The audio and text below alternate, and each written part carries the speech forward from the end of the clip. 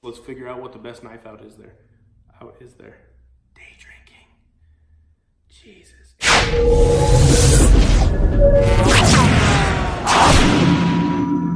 What's up, guys? It's Matt with Blue Tail Survival. I know I say this every time I film a sporadic video. It's been a long time since I've done a video. Life, man, jobs, kids, all sorts of stuff. So Paul and I kind of talked about it. What we want to do is kind of a knife showdown. We know that, we don't have all the knives in the world. So the only knives that we are involving in this next little experiment that we're doing is going to be the ones that we have. And it's going to be a head-to-head battle. I'm about to introduce to you all the knives that we have that we think fit the bill, that will be good competitors in all-around bushcraft or an all-around survival knife. The way we're going to do this, like I said, it's going to be a drawing at random. The knives that we have, the knives that you're about to see. It's going to be completely at random. We're going to take them out to the field and we're going to do some very simple tests. As far as exactly what we're going to do, I'm not sure yet, but they're going to be subjective. They're going to be opinionative. I'm kind of landing on sit. Okay, sit. He's not going to sit. Building a fire with one log, a one-stick fire, maybe building a bow drill fire, some food processing in the kitchen. I can't simulate processing wild game. That's a lot of animals. But here's a few ways that you can affect the way this goes. And I want the viewers to help guide this because it is so subjective and based off of opinion. The knives I'm about to introduce to you, if you see a knife that we kick out and you're like, no, that's not right, that knife should be involved, then we will absolutely reconsider it. When it comes to the head-to-head, when I'm pitting two knives against each other, if you don't like the test or if you think I am being too biased towards one knife, voice your opinion. We can adjust fire on that. And maybe redo the video or alter the test or whatnot. The biggest way that you are going to be able to voice your opinion on this is the final battle. Once I once I whittle it all down to one knife, I would like the viewers to input their opinion on what knife would be better than the one that I decided on or the one that won our little experiment. Pending it's a knife, obviously, I don't have. And I'm going to buy that knife. So if you tell me that a Falkneven or an SE or, I've survived knives, there's a lot of manufacturers I don't have. I just simply don't have. And I'm always looking for an excuse to buy a new one. So if our Becker BK9 wins the whole thing and you're like, no way, dude, the SE Hungless would take that down in a heartbeat. If I get a majority vote, if I get a handful of people like-minded that are of the opinion that one knife that I don't have is better than one of the knives that I do have, I will buy it. I'm going to do that one time because I'm in the process of buying a house right now and I can't really spend a lot of money. So, but I will buy that knife and we'll do probably an overnighter, like a kind of like a knife only type thing, shelter building, fire starting.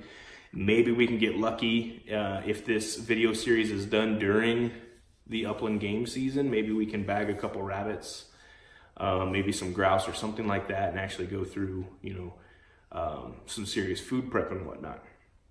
But yeah, I'm really not looking for any trolls right now. I have a lot of knives. You're about to see all of them.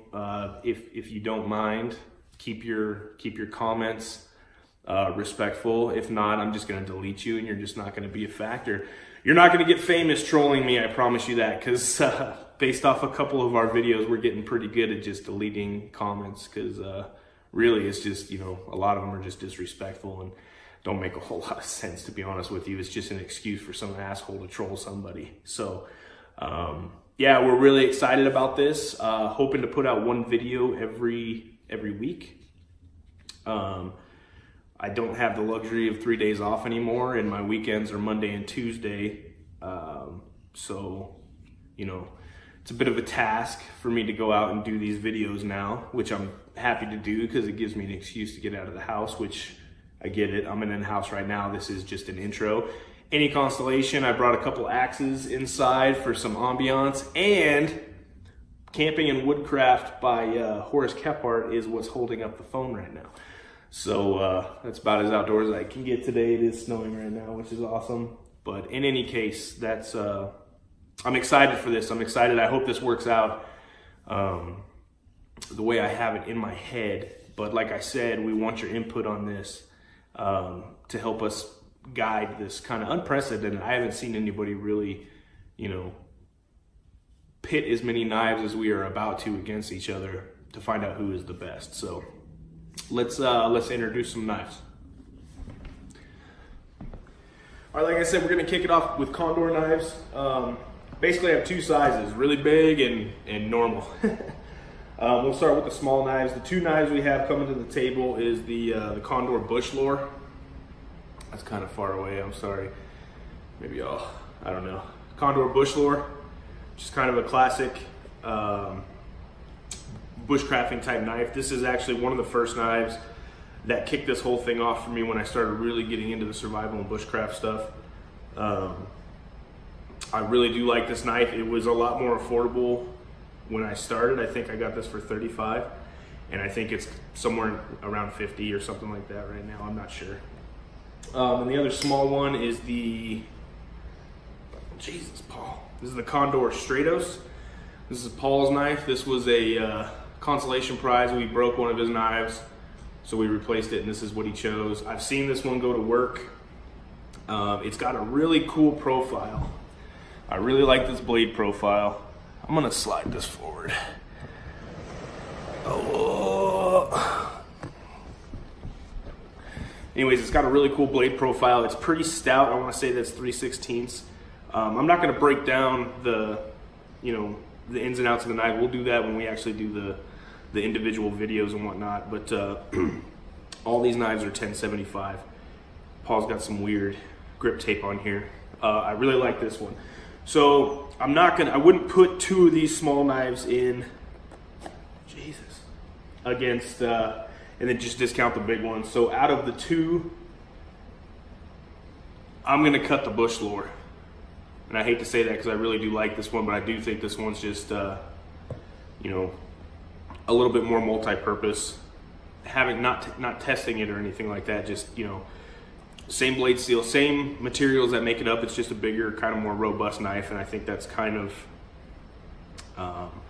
important when picking your knife. It's not much bigger, but I'm gonna go with the Stratos. So the Stratos is in, Bush Lore is out.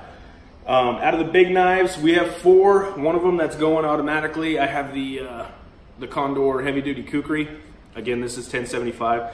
I feel like you can't have a competition like this without a Kukri. So we're not gonna go too much into this, but this one is definitely going. And then I have 3 8 to 9 inch blades that we're gonna look at here. This is the Condor Moonshiner. That's a beast. This is a tank of a knife. This one actually, and we got some flack for this back in the day, but I've never taken this one to the field. But I used this for an entire winter batoning wood for my wood stove. And right now it's the most tested knife I have. There was no blade chipping, you know, it wasn't bending or anything like that. However, because this, oh, and I forgot to mention, this is more of a subjective test, more opinionated, how I feel about the knife. The quality control on this one was really bad. I had to grind these pins down because they were cutting my hand when I was doing stuff. Bit of a wiggle in the blade. Nothing that's really gonna stop it from doing, you know, its job. But then you've got a knife like this. This is the Condor Hudson Bay. The handle is amazing. The pins are perfect. This knife is perfectly straight. This one actually has a 90-degree spine. So out of these two, I know they're the same blade material, and this one doesn't strike a ferro rod as well, plus the quality control issues. It's got the same grind. It's a little bit smaller, but I would push the Hudson Bay ahead of the Moonshiner. So the Moonshiner is getting bounced And that brings in the Solo Bolo. And this is kind of where it gets tough. You got micarta scales against, I think, hickory or walnut, I'm not sure. Both of these have 90-degree spines. This one has micarta handles, which is kind of a big deal for me. I just said that, I know. One thing is the thickness of the blade. This is Paul's knife, and he has stressed that this isn't great for batoning. It chews up the baton really bad because it does come down to a pretty steep swedge. You probably can't see that. This one's the same thickness all the way around. As far as comfort goes, the Hudson Bay is more comfortable. It's got a thicker handle, but I do feel like this one's never even been out. I bought this one literally because of the movie Revenant. But I do think the Solo Bolo would probably be the better knife in this scenario. So I'm gonna go with the Solo Bolo on this one, even though Paul's custom Kydex sheath is crazy. So that's gonna kind of do it for Condor here. Just a quick recap. We'll be taking the Kukri, the heavy duty Kukri, the Solo Bolo, and the Stratos, and I'm probably gonna take that stupid grip off there. Paul, what were you thinking, dude? Dumb. Dumb, dumb, dumb. So those are the three from Condor that are gonna go. Getting cut is the Hudson Bay Moonshiner and the Bush Lord. All right, before we move on to the next manufacturer here, I didn't really talk about this knife test. The knife test, this isn't gonna be a super scientific thing. It's not gonna be a stress test or like a destruction test or anything like that. I can't simulate processing game. I can't do it. I can do some food prep, like in the kitchen. I don't know if that's what people would want to see, but more my thing about a survival or bushcraft knife is fire prep. You know, if I took one log, you know, can I make a fire out of that one log? Does the knife have a 90-degree spine? Can it strike a ferro rod? If it can't strike a ferro rod, is it a high carbon steel to where I can strike sparks off of with a piece of flint or a piece of chert? Comfortability, the materials of the knives, things like that are kind of like what I'm looking for. So when I go out and do this, it's going to be really subjective. It's really going to be opinionative, which is why I'm opening the floor to the viewers to kind of help steer this competition or experiment or what have you in a direction that everybody, you know, makes sense to everybody. So so yeah, I'm thinking a one stick fire, maybe a bow drill kit, maybe some kitchen food processing, but really that's it. I'm not going to go out and, you know, baton mahogany, you know, with a mortar or anything like that. So I just kind of want to, you know, kind of an all-around thing, the value of the knife, how much the knife costs versus the next one, you know. So yeah, like I said, I haven't seen anything like this done before, so I'm kind of winging it right now. I don't really have any basis to go off of, but we're just going to go with it. If we have to make an adjustment halfway through, we will. Okay, so anyways, next we're going to go with the Tops knives. I had previously two Tops knives. One of them I didn't feel really fit the bill for a survival or bushcraft knife, so I ended up getting another one. So I have three. One's going to get cut right away, and that's the, even though this knife is gorgeous, this is the Wild Pig Hunter from Tops. This just doesn't scream survival to me. Maybe like combat survival with, you know, stabbing capabilities and whatnot. Why did I buy this knife?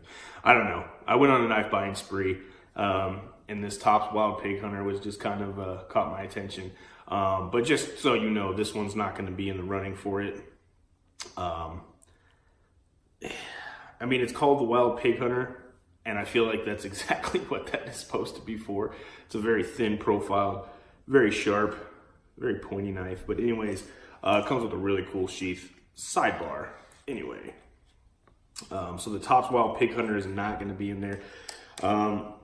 I feel like it's kind of important to have the Tops Tom Brown tracker in there. This is the Coyote Cerakoted version.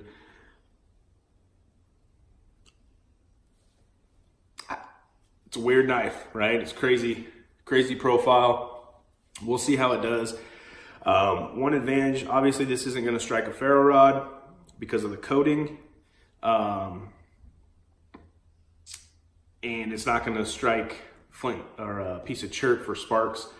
Doesn't have a bow drill handle or a bow drill socket or a bow drill divot, you know what I'm talking about, in the handle. So for actually like this being part of the fire, it's not, you know, there's not really anything it can bring to the table. I don't want that to be a huge factor in the competition, because this isn't like, you know, taking one knife out only with nothing else.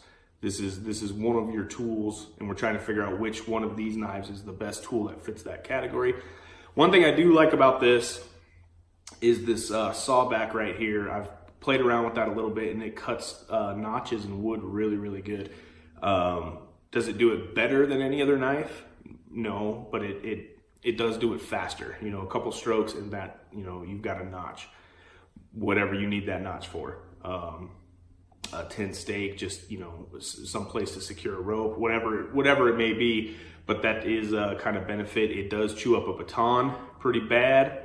I haven't batoned extensively with this. And then this 2-blade thing going on, it's not a real big surface area to make large cuts. But we'll see how the Tom Brown tracker goes. That one's gonna go. And then the last one, I was gonna get the Brothers of Bushcraft, but I have so many bushcraft style knives that you're gonna see here today. I just wanted to get something a little bit different, so I went with the Backpacker's Bowie. It's kind of a unique little knife. It really reminds me of the Ontario 499 aircrew or airplane survival knife. The ergonomics on this handle are pretty wicked. For it being so short and stumpy, it just fits. I don't know. I haven't tried to strike a ferro rod with this. I don't know if it's going to be able to do it. It is 1095. It is uncoated. It's kind of got this stonewash finish, which maybe that is coated. I don't know. We'll see. We'll find out. But the Backpacker's Bowie from Tops.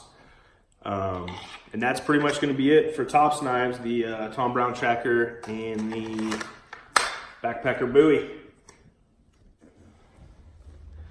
All right, I'm going to contradict myself here. A couple years ago, I think back to 2016, I did a video about a butter knife and a Mora 511. Caught a lot of flack for it on the internet. Didn't express my love for Moras, which I still don't. I do not think that a Mora 511 is you know, a perfect survival knife, and this certainly still would not be the only knife that I brought with me. However, I have gotten the Mora bug pretty bad. I do think these are fantastic knives for like small tasks. I always bring one of these with me now in my bag. If I want to do some heavy carving or heavy whittling or anything like that. Again, I do not support anybody just taking one of these out as their only tool. If you coupled a Mora with something like a, you know, like a small forest axe and maybe a decent like pocket knife like a Victorinox Trekker, I feel like you know, that's a little bit more realistic. But if you're only taking one tool out with you, I'm still not on board with that. I did buy my sister one of these. I bought her the Pro S or the Pro C. When she goes out backpacking, but you know, most of the time I'm with her, so it doesn't bother me. I did get the Mora bug. I think I'm missing 2 here, but I have started a Mora 511 collection. It's almost an addiction, but in any case, moving right along here. Mora knives. So right out of the gate, I've done some modifications to the sheath. I swapped it out with a cans bowl just to give it a little bit of color pop. The Mora Garbird Black, this is the high carbon version. It's blue, it's got a 90-degree spine, four and some change on the blade. Full tang, that's the big thing about this one, full tang. So I think this one's kind of a no-brainer. So this will be advancing for Mora, the Mora Garbird. Now we're gonna go from bottom to top here, right? I've got a Mora 511. This one is carbon. They do make them in stainless. It's the 546. either way, it's a craft. It's the more craft line now. They've upgraded the handle a little bit. Tons of color options. I got this one because I'm from Nevada. But when comparing a 511 to the Companion, okay, what are the advantages? What are the disadvantages? Well, these are both carbon steel, so they're both going to get sparks off a rock. The handles, I actually think, are equally comfortable. This one's a little squishier because it's got like that rubberized texture. A little bit longer blade, a little bit thicker blade. And both of them, out of the box, cannot strike a ferro rod, but a little bit of grinding. I think this one's kind of a no-brainer. I think the Companion would move forward before the 511 does. That being said, you've got the more cans bowl, which is a little bit thinner, but a bit, I don't know, a bit thicker. It is about double the price. It does have a 90-degree spine right out of the gate. It's got this unique, you probably can't see that right now, but it's got this unique profile on it, which I'm pretty sure is meant for like carving out spoons and bowls and stuff like that. So I am of the opinion that the cans bowl would move forward over the Companion. And then when comparing these two, it comes down to a matter of cost for me. It's the same profile, with the exception the Garberg doesn't have this little secondary grind. I don't even know what you call this. It's something you would see on the Eldris. You can't actually see it right there. Anyway, the reason both of these are toeing the line right now is because I feel like at some point, if they don't meet each other, there should be a discussion about the cost of these knives. So the material is the same. The material is identical.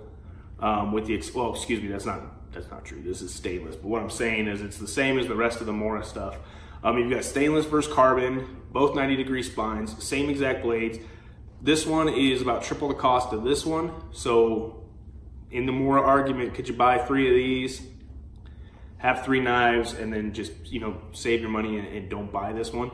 I don't know. I feel like they're going to perform almost identical, but I am going to send both of these ones to the table for the simple fact that this is stainless, this is carbon, and this one costs about 1/3 that this one does cost. So you guys, I feel like this might be our first controversy.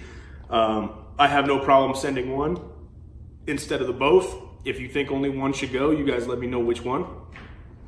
Like I said, I'm not historically, I'm not a huge Mora fan. I'm on the bandwagon now, but it wouldn't upset me if you guys kicked the Garberg or kicked the cans bowl or said send them both. So right now we're gonna send them both, and you guys do your thing in the bottom and let me know how you feel about that.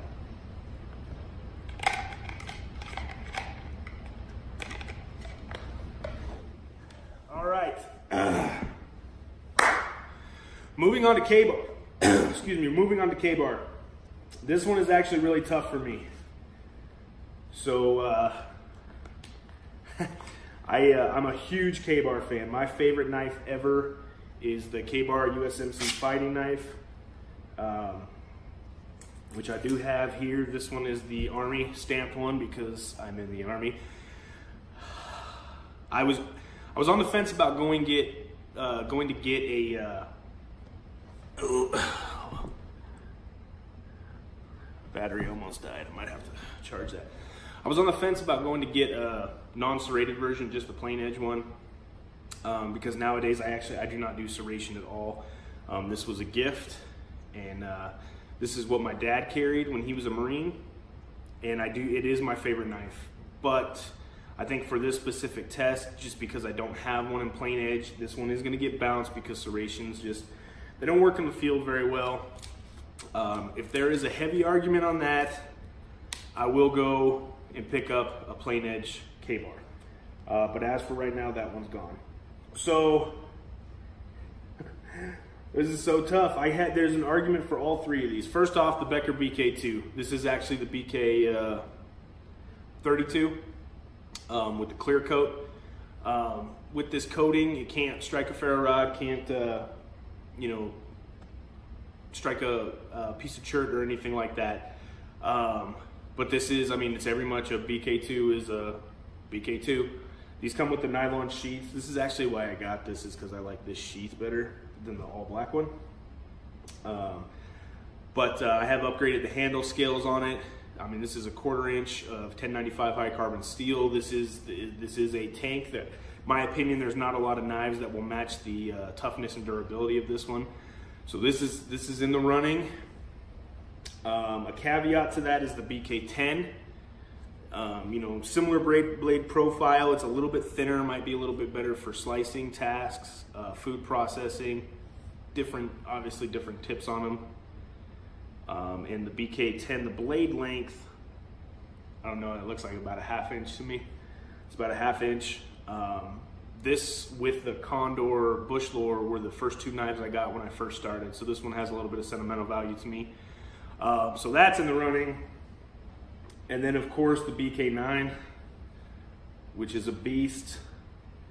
I think 3/16 along with the BK10. How do you pick one? How do you pick one to rep it? Because I feel, this is what I feel. I feel like a center ground between the BK2 and the BK9 is the BK10. I would say the same thing about the BK7. So what I'm gonna do is I am gonna pick 2 of the 3, and because this one is a larger knife, we're gonna go with the BK9. That one's gonna go, and then I have an idea in my head of which one I wanna send, but I'm gonna leave that one up to you guys. So if you'll put in the comments which one you think would better suit this competition.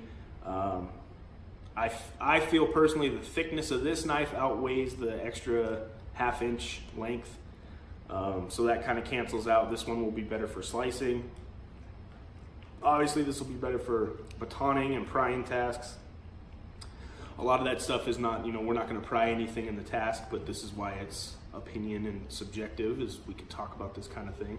So you guys let me know which one of these 2 you think should advance. BK9's going because it's the BK9. Come on, that's my zombie knife.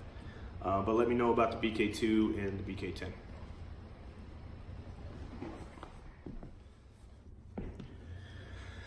Okay, next up is the Pathfinder Knife Shop. Love Dave Canterbury, hate Dave Canterbury, it does not matter. I personally am a huge fan of Dave Canterbury. I'm a fan of everything he does. The way he talks about Nesbitt, Kephart, Chikansky, whatever. The way he talks about those people, I feel like is the way I'm going to talk about him to like my kids and younger kids in the coming generations. I think the dude is a true pioneer. I think his lifestyle reflects that. I know he had some issues with the military, and a lot of people were stained by that. I'm in the military, and I'm fine. I'm good with it. He came out and he apologized. He did his thing. Not that it really upset me to begin with anyways. You know, he did what he did to support his family. Obviously, this video isn't about him. Dave, I'm a huge fan, and I love your knives, man. So the knives coming out of the Pathfinder Knife Shop, in my opinion, are some of the best quality knives as far as fit and finish and materials as there is anywhere. Not to knock Habilis Bush Tools, because I know they're affiliates. I have a couple of them, and they're not crude, but there are certain things that are left unfinished intentionally to keep the cost down and things like that. But for the quality of the Pathfinder knives, when you actually get one in your hand, and you feel there's no separation between the handle scales and the steel. The steel is perfectly straight. They're ground perfectly. They're polished. They just look amazing, and they function very well, in my opinion. Most of them, I'm pretty sure all of them, all the Pathfinder knives are 1095. Unfortunately, I purchased all my knives before they did the Dirty by Design series. So I have I think it's walnut, could be hickory, I'm sorry, I'll find out. But hickory or walnut handles, and then they're not blued in any way. The 3 knives I have the PKS Scorpion, and this is the smaller of the 3. There is a longer one and there is a thicker one. But I like this one. I carry this one all the time. Even when I'm just like going for a walk around the neighborhood, it's a very unintimidating knife. People tell me it looks like a steak knife, and I like that. I dig that about this knife. But this is the Scorpion. I have the Buffalo Skinner. which is pretty cool. It's got this kind of like Nesmic inspired design. The handle is a little thin on this one. But again, I think, you know, Dave Canterbury takes all these knives from history that were used for butchering and processing meat, and he turns them into knives that you can use for the field, which I think is what is such an attraction to me, because these are 1/8 inch, I think. This one's an 1/8 inch. But amazing. I haven't done much with this one. This one is just gorgeous. This one is blued, but this is the buffalo skinner. And then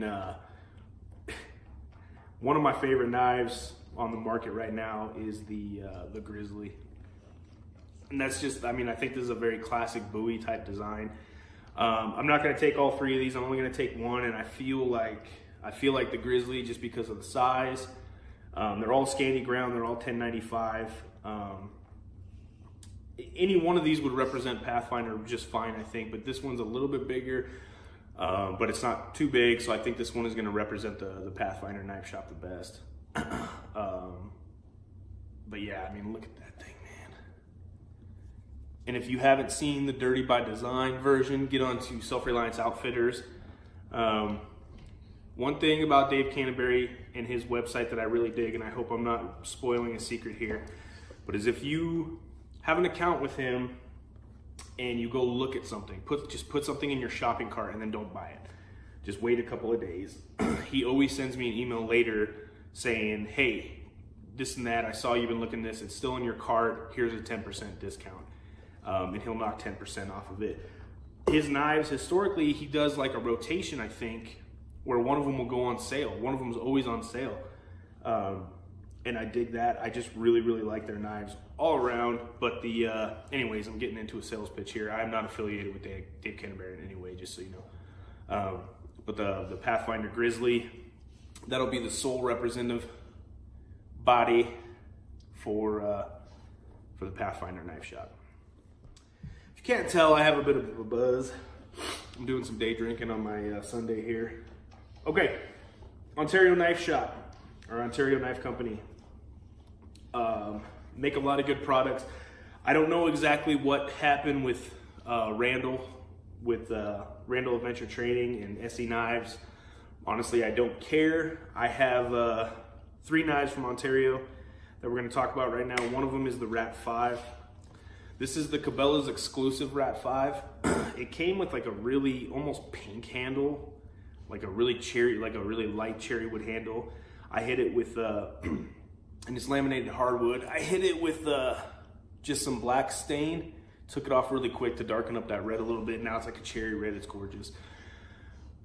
This one is going no matter what, and there is a reason, and we'll talk about that a little bit later, but this is the Ontario Rat 5. This is the Cabela's exclusive. This one is in 1075, not 1095. Bit of a bulky handle, awesome belly on that blade, as you can see. Not aggressive, but aggressive enough, jimping on the back. I think this one is gonna be really good. I haven't used this one. I bought the Cabela's exclusive Rat 3, and then I just saw this one and I was like, yeah, I gotta have it. It comes with a leather sheath. So the Rat 5 in 1075 is gonna go. Did I break that thing? No. Anyway, the favorite knife, my favorite knife to use right now, and it's been this way for a couple of years, is the Ontario SK5 Blackbird. And this comes with a series. It's the Blackbird Noir, which is this one, and then the SK4, which is just a 4-inch model. This is a 5-inch model. My Hanacarta scales, even though the original SK5 now comes with G10, and so does the SK4. But I love this knife. I got into Fat Guys in the Woods, pretty heavy. I love Creek Stewart. I've been a Pocket Box subscriber for off and on for almost 3 or 4 years now.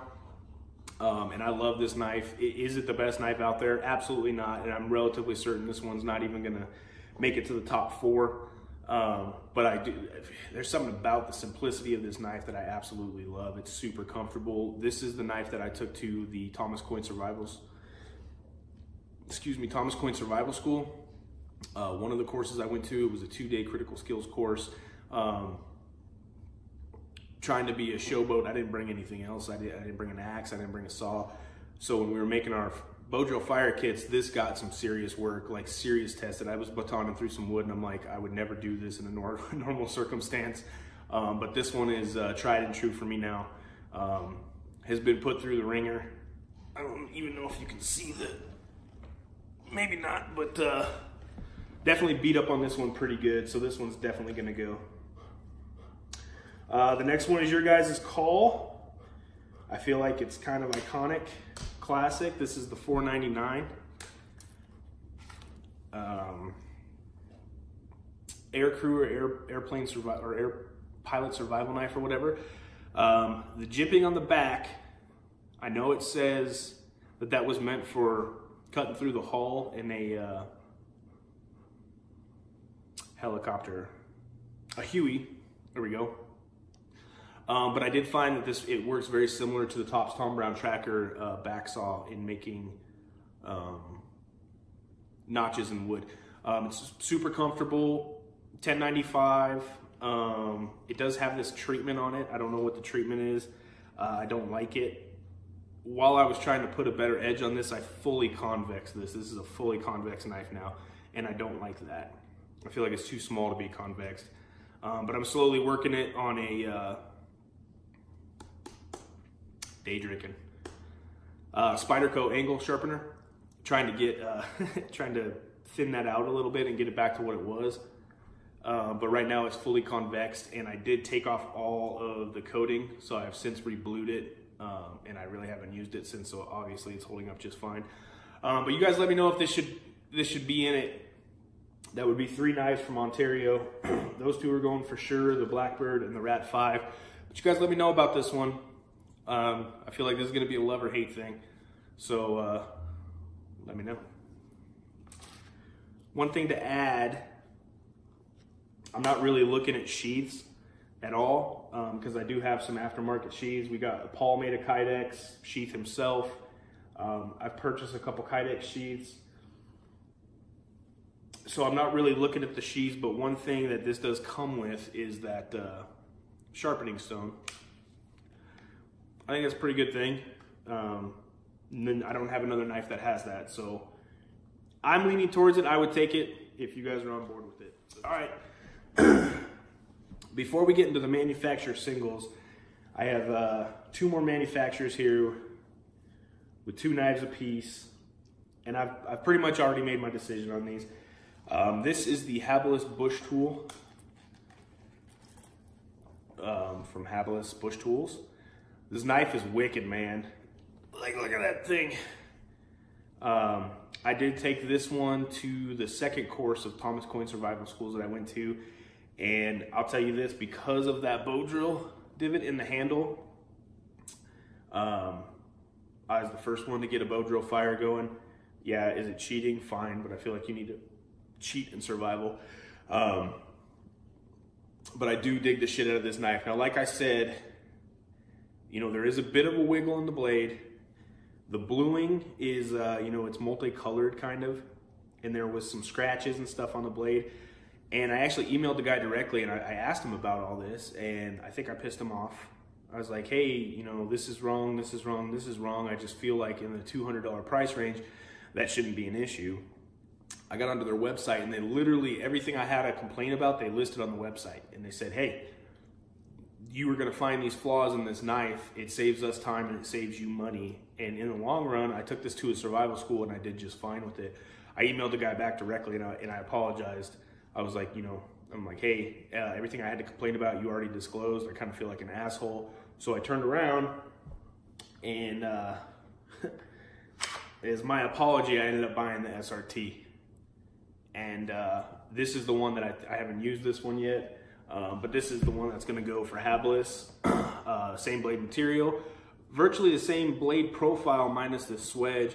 So basically what this gives you is a lot more chopping capability because it's a longer knife. But if you need to get a knife this small, you just choke up, and that's actually surprisingly comfortable. This will strike a piece of flint. This will strike a ferro rod. You've got the bow drill divot. I'm not sure, I want to say you're at 5.5 inches on the actual cutting length. and I did opt for a Kydex sheath with this one. But for habless bush tools, I'll be taking the SRT, just because I think these will perform exactly the same with the exception of chopping. They'll perform the same as batoning because the cutting edge is identical. This will just give you a little bit more leverage for chopping, honestly. It's got another tie down loop or drifted hole there. So, I mean, it's the same knife, one's just a little bit bigger than the other, so I'm gonna take the bigger one. So for handleless bush tools, we'll be taking the handleless SRT. And then buck knives. Buck doesn't make a lot of, I mean, you got the Selkirk, you've got the, what is it, the day drinking. Anyway, one of the most gorgeous knives I think there is on the market is the 124 Frontier. And I'm gonna be completely honest with you, I didn't buy this knife to use this knife. This knife is a showpiece for me. This knife is absolutely gorgeous. If you argue that, then you're high. Don't even leave a comment. But I'm not gonna take this out and do a test with it. I legitimately did just buy that one as kind of a wall hanger. So the one representing the knife representing buck is going to be the Buck 119. This has seen a couple hunting trips with me. It looks really pretty, and then when I got it in my hand, I was like, damn, dude, this knife is super functional. Reminds me a lot of the K-Bar. I think this might strike a ferro rod. I've never tried. Obviously, it's a wood handle. With the brass, you're paying for a lot of extras on this one, and not so much the performance of the blade. It is 420 high carbon steel, but from what I understand, the Bose heat treat really elevates the value of the 420. Yeah, the Buck 119. If I had a Buck General, I would probably take that one. Instead, I do not. So the Buck 119 will be repping Buck. All right, that's it for the bulk of the knives that I have multiples of. So we're gonna dive into the individuals. Again, some of these knives are Paul's knives. You can tell because they're cheap and broken. Go lay down, go lay down, go lay down. This knife, it actually is pretty cool. This is the Real Steel Bushcrafter, I think, in D2. Kind of interesting. Obviously, it's not going to be as good at batoning as some of these knives. But like I said, I don't want any one task to eliminate another knife from being considered for this. So when talking about the Moras or the smaller bushcraft knives, yeah, the BK9 can baton a 6-inch piece of wood, you know, instantly, right?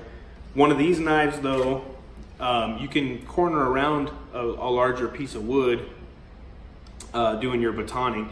As long as it gets the job done, that knife is going to be considered. So a BK9, you know, one baton turns one big log into 2 big logs for burning. With the Real Steel, it's going to take 15 or 16, whatever. Ultimate goal is, can it still do it, and how big of a factor is the benefit of having a bigger knife, if that makes sense. Day drinking. But the Real Steel, this knife is super sweet in the hand. It feels really good. And it is D2 steel. It's the only D2 steel knife we have. So the Real Steel Bushcrafter is going to be in this bad boy. As far as CRKT goes, I have 2 CRKTs, and neither one of them to me are kind of field knives. I have the Clever Girl that I got in Battle Box back in the day. I don't really know what this knife is for. I imagine, I mean, if you look at the profile, that would be great for food prep and skinning and stuff like that, but I wouldn't baton with this knife.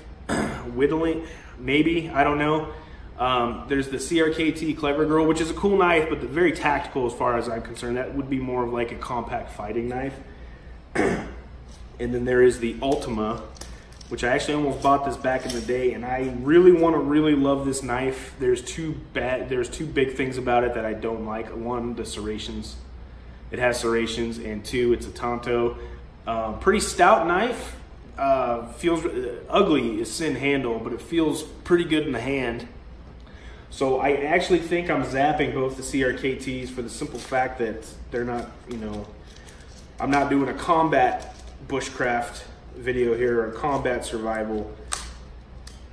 And I honestly think that that's what both of these knives are for, I guess. So CRKT's getting bounced altogether, sorry. I wanted to get my hands on the Saker. I got a buddy of mine that's got one, but I haven't seen him in a while. So yeah, CRKT's kind of done, sorry guys.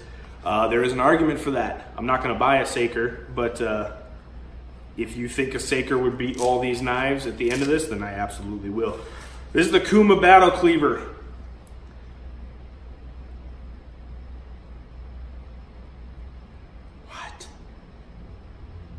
What is it? Okay.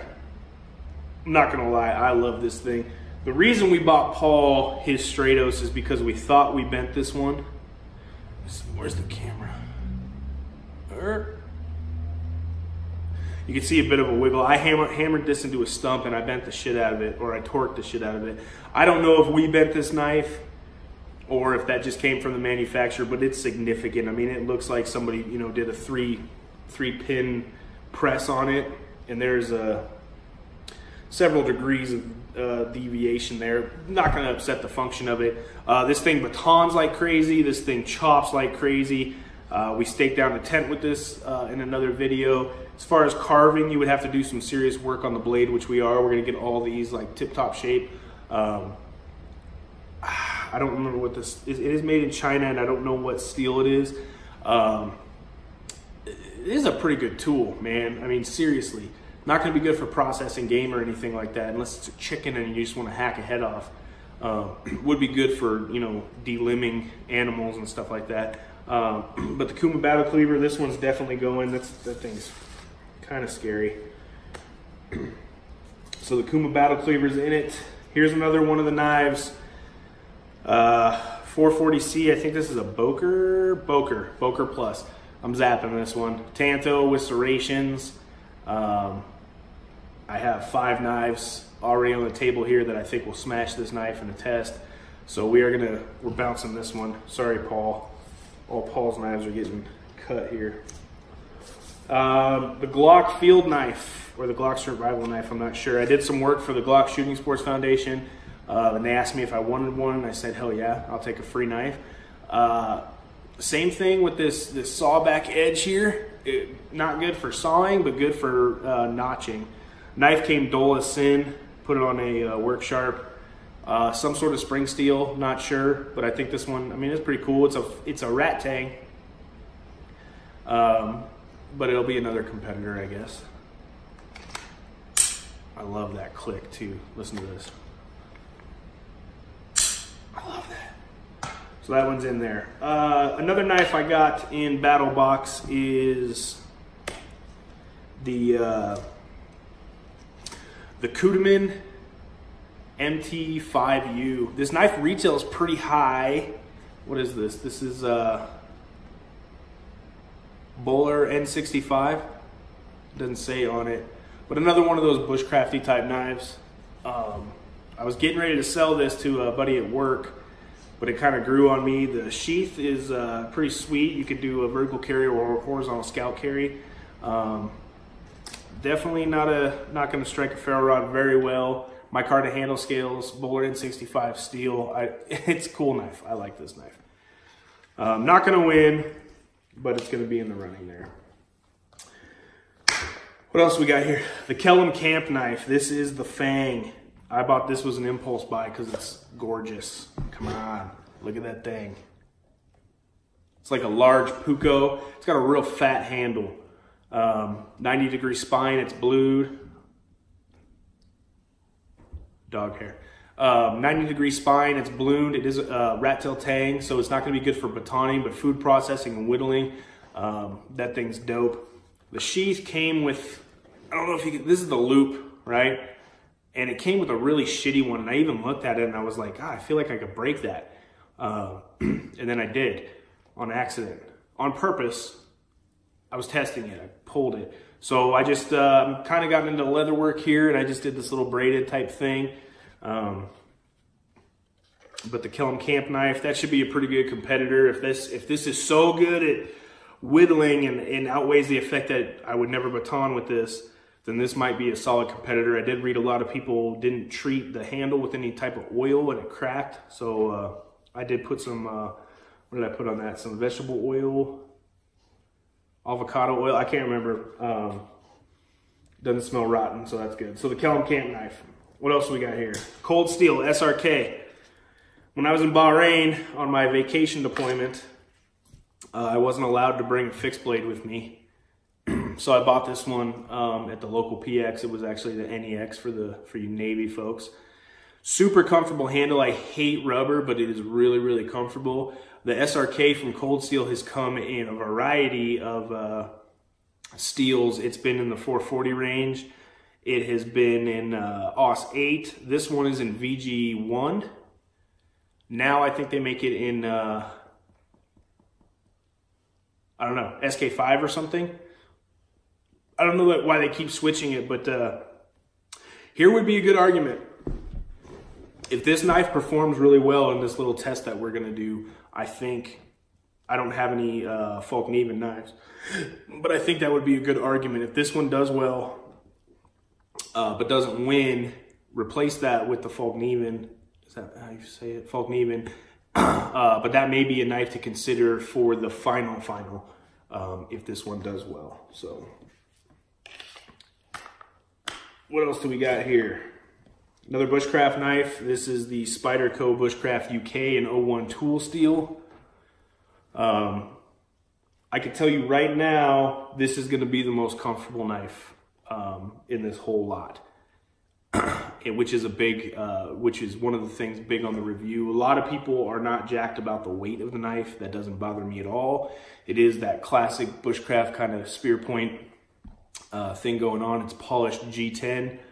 The original sheath, which I didn't like anyway, but I bought this knife when I was overseas and my sister was holding onto it for me, and her dog went haywire on a couple of my knives, ruined a couple of sheaths.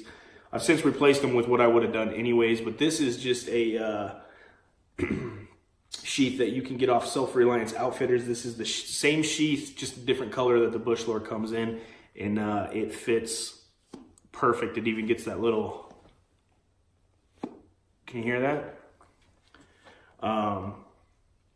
But don't have a lot of use with this knife. This is just a really pretty knife. I dig it. I love it. And it's my only Spyderco fixed blade. A ton of Spyderco folders, but my only fixed blade. What's going to compete against the Condor heavy duty kukri? I'll tell you. The Gurkha House compact kukri. Look at this bad motherfucker. Watch my language. You can tell I've continued to day drink. This thing is wicked, man. It is insanely crooked on so many levels. There are so many wiggles in this blade, but it's so compact. It's a thinner profile, and I have a razor sharp edge on that right now. This is actually, I think, a sleeper that I think might take this whole thing down. The cool thing about this is it does come with the two smaller blades. You got the one for sharpening, and then the one that they say you use to process meat. Bottom line, neither one of these are a factor for me. I'm not going to use this to sharpen, and I'm certainly not going to use this to process any meat. I put this on the work sharp, and I'm pretty sure I ruined the heat treat anyways because it's so small. I didn't realize how hot I got, how fast. But the fact that it comes with both of those, I think is pretty cool. It's a very genuine hide. It smells like rotting flesh, to be honest with you. But look at that thing, man. You can do a lot with that. So this is the Gurkha Kukri House, Gurkha House Kukri. We got a bit of a special one here. If you guys follow knives or know anything about knives, you'll know what I'm talking about. I'm not going to get into details with it, but, well, yeah, I am. Chris Tanner made the Jess X, the SCH F43, in a 1070 high carbon steel. He sent it to a bunch of YouTubers, and they put it through some of the worst, best testing I've ever seen a knife go through. This knife has been shot. It has been stuck in a piece of wood and bent, you know, like 15, 20 degrees. to destruct this knife was really impressive, to the point where I don't like charade at all, but to the point where I was lobbying Chris Tanner, was giving a bunch away, waiting for you know, the right comment, or I can't remember what it was, or it was a random drawing, but I was trying to get my hands on one of these Jessica X's. And what happened was they changed the saber grind to a hollow grind, and Chris Tanner publicly on TV, he bought like 20 of them, I think, and he stuck it in a piece of wood and snapped the tip off. Stuck it in a piece of wood, snapped the tip off. Was really upset that they changed the saber grind to a hollow grind, and then was questioning the heat treat or whether or not it was actually 1075 high carbon steel. So what has happened is Paul got this from Smoky Mountain Knife Works for $20, which is where I kind of get off the train, because I think this was in the $60 or $70 price range originally. They have returned it to a hollow grind, but the heat treat is what is in question now. We did just get this. We did a tip test on it the other day. I don't know if he was planning on putting that on Instagram or doing a separate video for YouTube, but he did it. He tip tested it way harder than, God damn it, way harder than Chris Tanner did, and the tip held up fine. So we'll see how this one goes. They have since sold out, but $20 from $60, I don't know. I'm a little confused about that, but if it works, it works. And then the last knife we have in this competition, which is kind of where the Rat 5 comes in, is the SE6. I don't like the handle of the SE6 or the Rat models, and I don't know what happened between Randall and Ontario. And I know there's some controversy behind this knife, because originally this was supposed to be a Dave Canterbury endorsed knife, but I have the SE6 with the throwback handle. I think it's the HD. I can't remember exactly what it is, but what a beautiful freaking knife that is.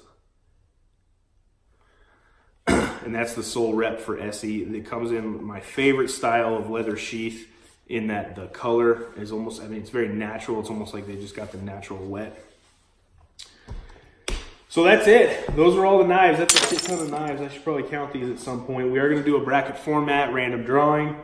We're just going to take them out and just do some basic knife stuff with it. As we get further and further in the competition, we'll start upping the tests, right? I'm not going to build 30 bow drill sets.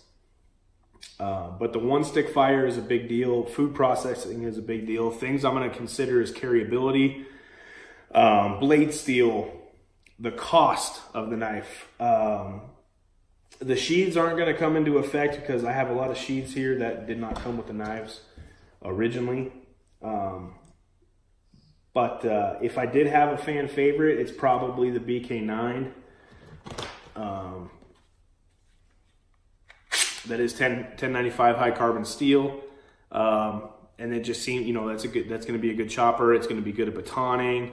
It has enough belly there to where I feel like it would be decent at processing game, though 1095's not really great for that. The Gurkha Kukri, I think this one's going to take it down, honestly. This thing's fucking wicked, man. They have an even smaller one of these. And the more compact, I mean, you could feel it. That's very top heavy. That's going to be a good chopper. Batoning, I don't know. I've never batoned with a Kukri. If you guys want to see batoning with a Kukri, go check out Tactical's video on the Condor Heavy Duty Kukri. He's like me. He doesn't get it. I feel like at the end of this, we're going to have two winners, right? We're going to have like the big knife winner and the small knife winner. If that's the case, that's fine. But yeah, this should be exciting. So my plan is that every Monday or Tuesday, those are my days off. I'll go out and I'll take two of these out into the woods, not the far woods because I live in the city, but and we'll just narrow it down. And like I said, you guys have a big voice in this. You can steer this. You can help guide this little experiment that we're doing. Ultimate hopes, right, would be to come up with a winner. You guys pick a knife that you think is better. I'll buy it. We'll toe the line with those two, and then I can send that knife I don't affiliate with these guys or talk with them very much. You know, I'll leave comments every now and again, but I would love to take my winner and send it to Chris Tanner, and Chris Tanner put his best knife up against it and then determine a winner, and then him send it to Gideon's Tactical, and then Gideon's Tactical send it to Survival on Purpose, you know, and so on and so forth, and really figure out what the best knife out there is, because as it sits right now, there's not one that fits the bill for everything. I don't think there is one. I think any knife with a combination of an axe or a folding saw and like a Victorinox, you know, Trekker, will do everything that you need it to do. But as far as taking one knife into the woods and saying I can do everything, I really don't think one exists. I certainly don't think I have one. So it'd be kind of cool to figure that out and see what everybody on YouTube feels.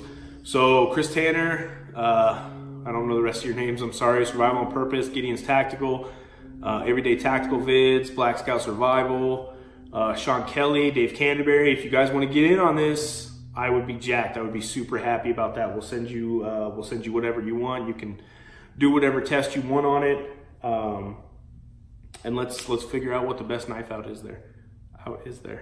Day drinking. Jesus. Anyways, Matt, Bluetail Survival, signing off. Ah!